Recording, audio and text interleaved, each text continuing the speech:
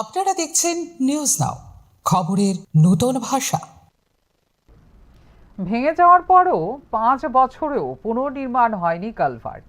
মান্দাই বিধানসভা কেন্দ্রে দীনবন্ধু নগর এলাকায় উন্নয়নের দাবিতে ক্ষোভে ফুঁসছেন স্থানীয় বাসিন্দারা। অভিযোগ, প্রতিদিন চরম দুর্ভোগ ও ঝুঁকি নিয়ে যাতায়াত করতে হচ্ছে সাধারণ মানুষকে। স্থানীয়দের দাবি, রাস্তা, কালভার্ট এবং পানীয় জলের মতো মৌলিক পরিষেবার অভাবে তারা কার্যত বিচ্ছিন্ন জীবনযাপন করছেন। 11 মান্দাইবাজার বিধানসভা কেন্দ্রের অন্তর্গত দীনবন্ধু নগর এলাকার ভবচন্তাই থেকে কামানমুড়া যাওয়ার এই পথটি আজও রয়ে গেছে সম্পূর্ণ কাঁচা।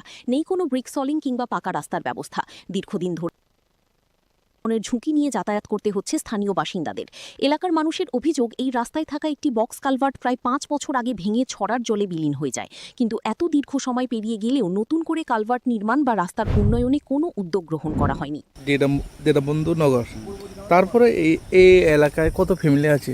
এই সাইডে তো আমার তো গোনা নাই। আমরা এটা তো পূর্ব দীনবন্ধু, আর আমরা পঞ্চায়েত দলে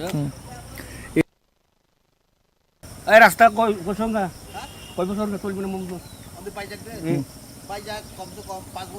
5 বছর হয়ে গেছে, এখন পর্যন্ত কাজটা হয়নি। আপনারা অভিযোগ করছেন? স্থানীয়দের দাবি, জনপ্রতিনিধি এবং সংশ্লিষ্ট দপ্তরের কাছে একাধিকবার বিষয়টি জানানো হলেও সমস্যার কোনো স্থায়ী সমাধান হয়নি।